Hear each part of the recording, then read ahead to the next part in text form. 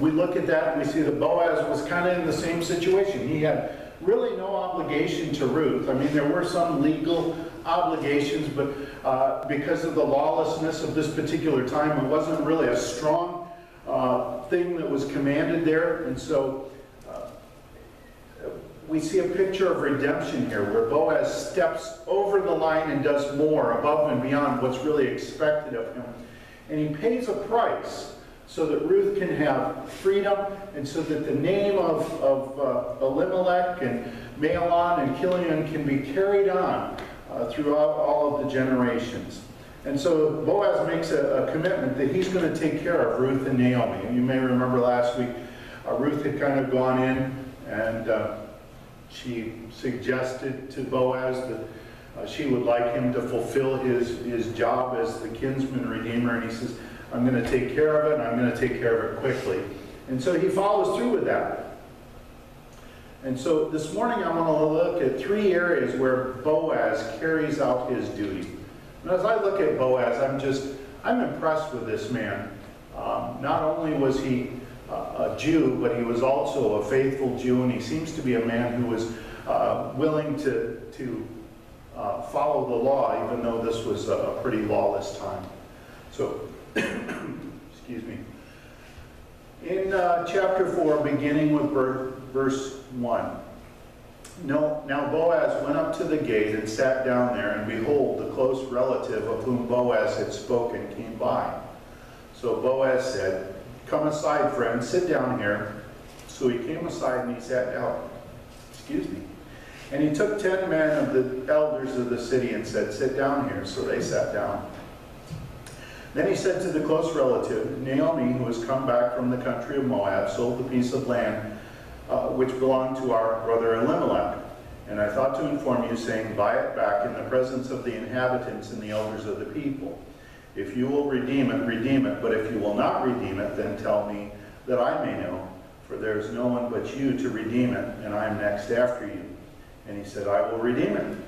And Boaz said, On the day you buy the field from the hand of Naomi, you must also buy it from Ruth the Moabitess, the wife of the dead, to perpetuate the name of the dead through his inheritance. And the close relative said, I cannot redeem it for myself, lest I ruin my own inheritance. You redeem my right of redemption for yourself, for I cannot redeem it. Now this was the custom in former times in Israel concerning redeeming and exchanging to confirm anything. One man took off his sandal and gave it to the other, and this was a confirmation in Israel. Therefore the close relative said to Boaz, Buy it for yourself. So he took off his sandal. And Boaz said to the elders and all the people, You are witnesses this day that I have brought all that was Elimelech's and all that was Chilion and Mahlon's from the hand of Naomi. Moreover, Ruth the Moabitess, the widow of Mahlon, I have acquired as my wife to perpetuate the name of the dead through this inheritance, that the name of the dead may not be cut off from among his brethren and from his position at the gate. You are witnesses this day. And all the people who were at the gate and the elders said, We are witnesses. The Lord make the woman who is coming to your house like Rachel and Leah, the two who built the house of Israel. And may you prosper in Ephrathah and be famous in Bethlehem. May your house be like the house of Perez, whom Tamar bore to Judah because of the offspring which the Lord will give you from this young woman. So Boaz took Ruth, and she became his wife, and when he went to her, the Lord gave her conception, and she bore a son. Then the women said to Naomi, Blessed be the Lord, who has not left you this day without a close relative, and may his name be famous in Israel. And may he be to you a restorer of life and a nourisher of your old age, for your daughter-in-law, who loves you, who is better to you than 7 sons, has borne him. Then Naomi took the child and laid him on her bosom and became a nurse to him. Also the neighbor women gave him the name, saying, There is a son born to Naomi, and they called his name Obed. He was the father of Jesse, the father of David. Now this is the genealogy of Perez. Perez begot Hezron, Hezron begot Ram, Ram begot Amminadab, Amminadab begot Nahshon, and Nahshon begot Solomon, Solomon begot Boaz, and Boaz begot Obed, Obed begot Jesse, and Jesse begot David. May the Lord bless the reading of his word this morning. So the three areas that I want to focus on. The first area is that the Redeemer refuses to redeem Naomi. Papa, it lights up. The Redeemer refuses to redeem Naomi. So the position that we were at last week was Boaz was going to go to the city gate because there was a relative that was closer than him who could redeem the land and who could redeem Ruth. And so he goes to the city gate to let this guy know, hey, here's the situation. I just wanted to make sure that you knew about it, and here's what's expected of you.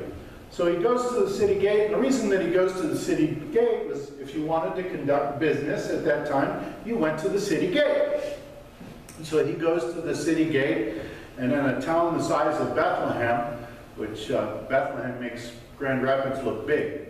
So this Grand Rapids, not the one in Michigan, but makes this Grand Rapids look big. So I mean, Bethlehem was just a little bitty, teeny tiny town. And they would sit at the gate, and most everybody passed by there at some time during the day. So this relative comes by while Boaz is sitting there, and while he's coming by, he says, oh, hey, I've been looking for you. Come on over, have a seat.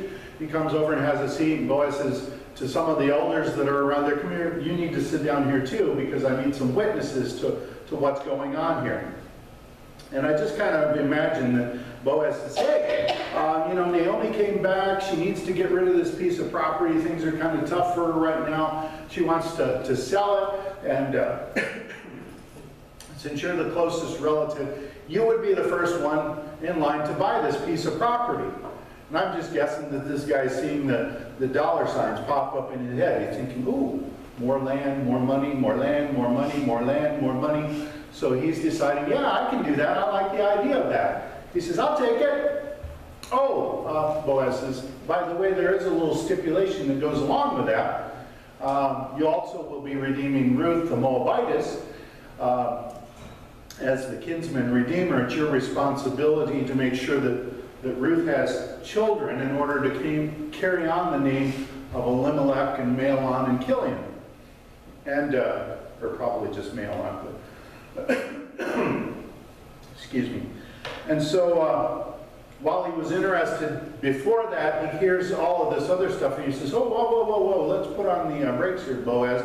I'm not interested in all of this extra stuff. If you want to go ahead and do all of that, you go ahead and do it.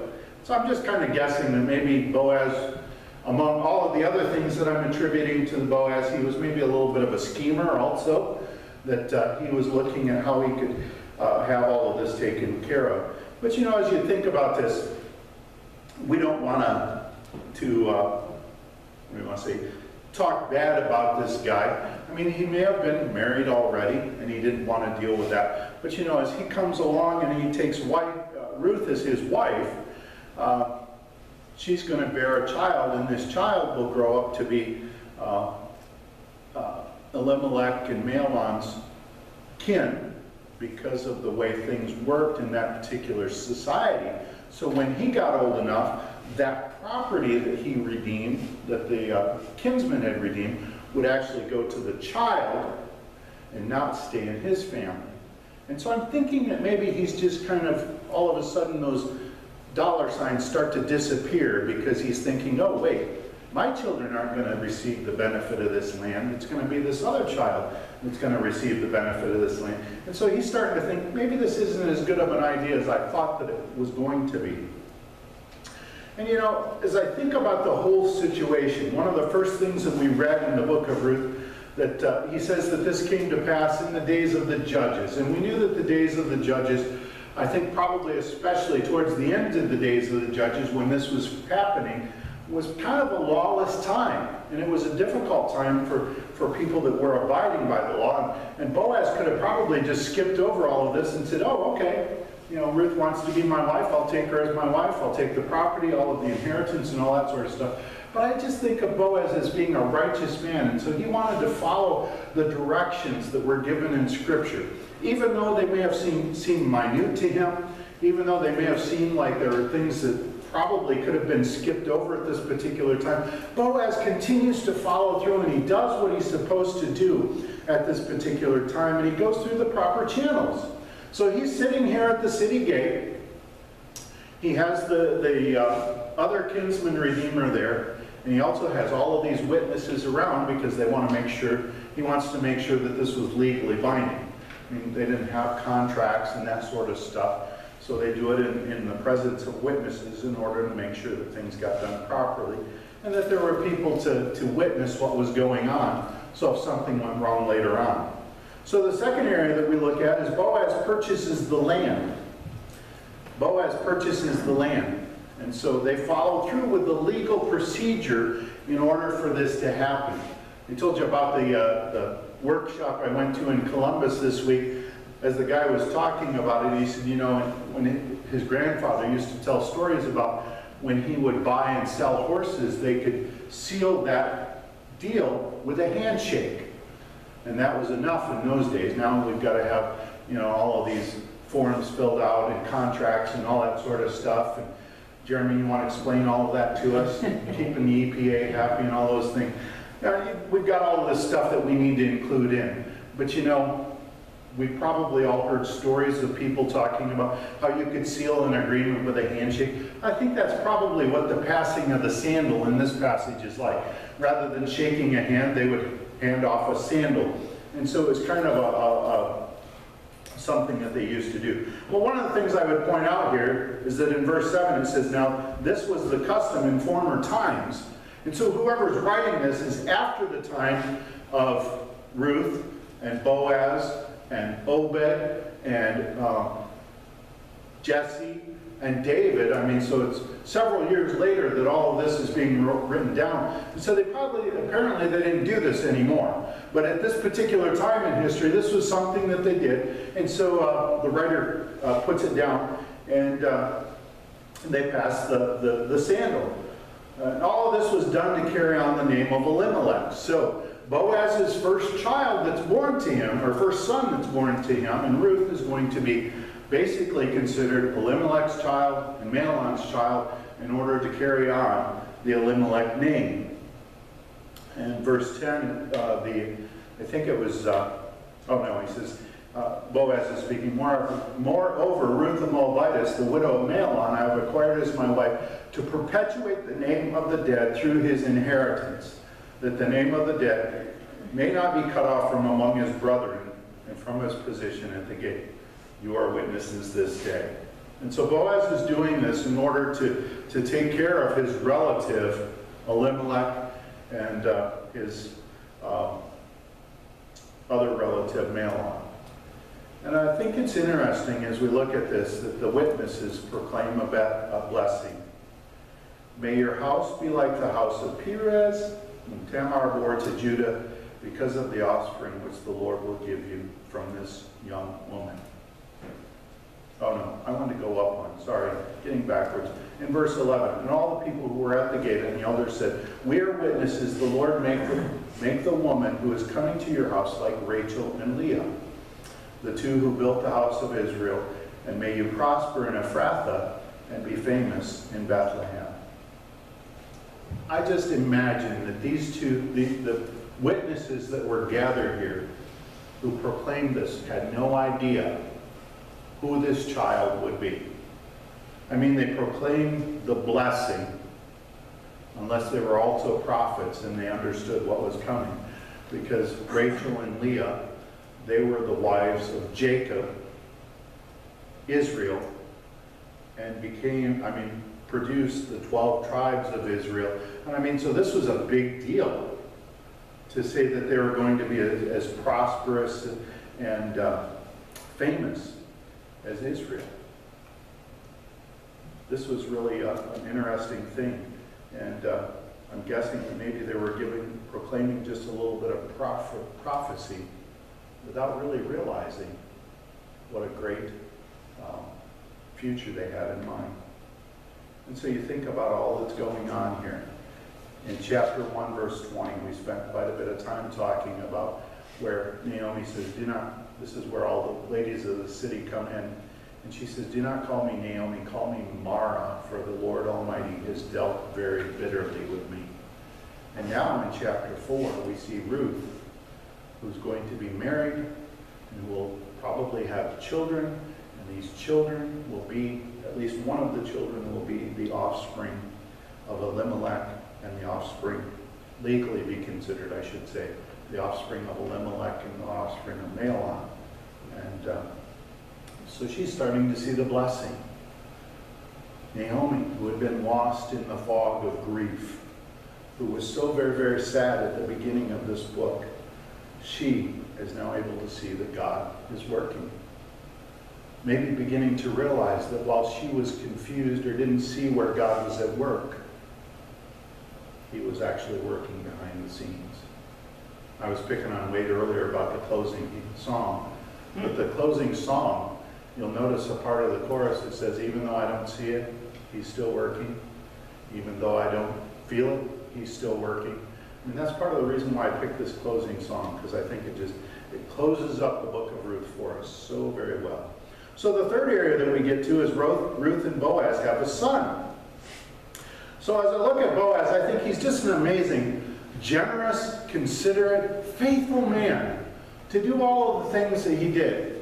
I mean, apparently he's a little bit excited about being a husband and a father also, but you know, at this particular point, he's just, he seems to be just a tremendous, tremendous person. But this child, again, I would emphasize that legally this child is going to be considered the offspring of Mahlon. And so I look at this passage and I just imagine Naomi had gone from being just a very, very sad widow to now she's sitting in a rocking chair and she's got this baby on her lap and she's just as happy as can be because things have changed so dramatically in her life. And even with this, as I look at this, I think Naomi has probably very little indication of what this child is to become. She's just excited that there's a baby there. Kind of like me. I'm going to be a grandpa. Remember when that was happening? Okay. You know, I was excited about that, and that's kind of probably the excitement that Naomi is having. And but there's so much more to it. In verses 14 and 15, and I'm guessing that maybe these were the same women that came to Naomi in chapter 1 and said, "Oh, Naomi, we're so glad to see you." And she says, "Stop!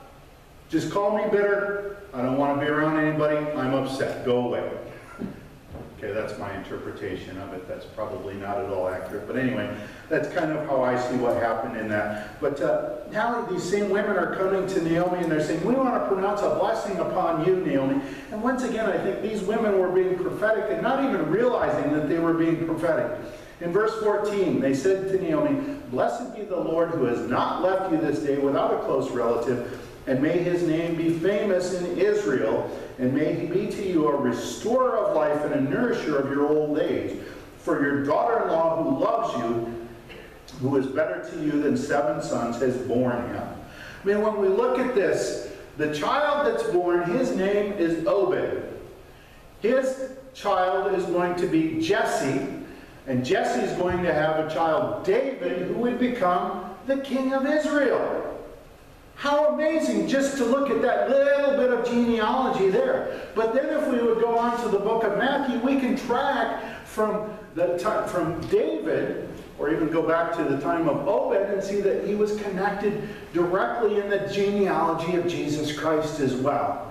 And so, you know, for me to look at this and to think that Naomi and these women and these witnesses at the gate, all these people that we're talking about really knew that Jesus would come, the Messiah would come from that, probably really didn't have that in their mind. They were just excited that there was a child. That was exciting. But to realize now how amazing this was. And so when you look at this passage, "Blessed be the Lord who has not left you this day without a relative, and may his name be famous in Israel." Is the name Obed famous in Israel? Obed is mentioned 26 times in Scripture. 2 of those times in the New Testament connected with the genealogy of Jesus. And so, I mean, this child was famous in Israel, is famous around the world. I mean, who doesn't, if you do any study of the Bible at all, people know who Obed is today. I'm guessing these women had no clue that we would be talking